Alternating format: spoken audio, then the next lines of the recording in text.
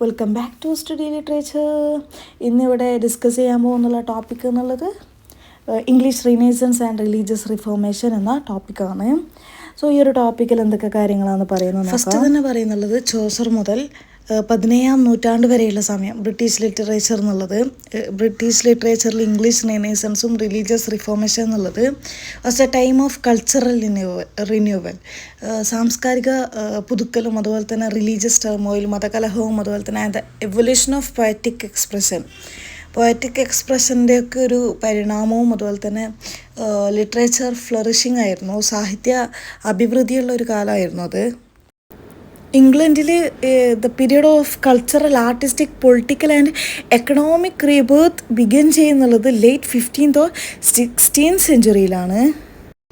Renaissance marked classical തീംസിൻ്റെയും ഫോംസിൻ്റെയും റിവൈവലാണ് renaissance marked and also the emergence of notable figures like William Shakespeare, Christopher Marlowe, John Milton and Edmund Spenser. ഇതൊക്കെയാണ് renaissance mark ചെയ്തിട്ടുള്ളത്.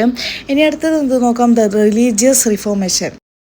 Protestant ലാൻഡിൽ ബൈബിളിനൊരു privilege, ബൈബിളിനൊരു അധികാരം ആര് നൽകിയിട്ടുണ്ട്? The reformation gave the Bible A privileged place in Protestant lands.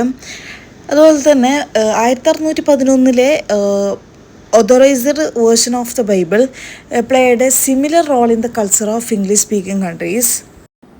ഇനി next പറയുന്നത് ജെഫ്രി ചോസർ എന്നുള്ളത് നിങ്ങൾക്ക് എല്ലാവർക്കും അറിയാം.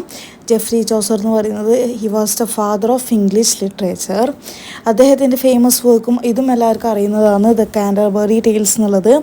ഈ ഒരു കാൻറ്റർബറി ടെയിൽസ് എന്നുള്ളത് എന്താ, ഇംഗ്ലീഷ് പോയട്രീൻ്റെ തന്നെ ഡെവലപ്മെൻറ്റിന് വഴിയൊരുക്കി എന്നാണ് പറയുന്നത്. ഇവിടുത്തെ വേവ് മീൻസ് വഴിയൊരുക്കി, the development of English poetry.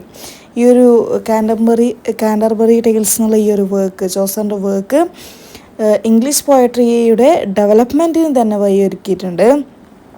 അതുപോലെ തന്നെ Chaucer was the first writer to be buried in Poets' Corner in Westminster അബേ.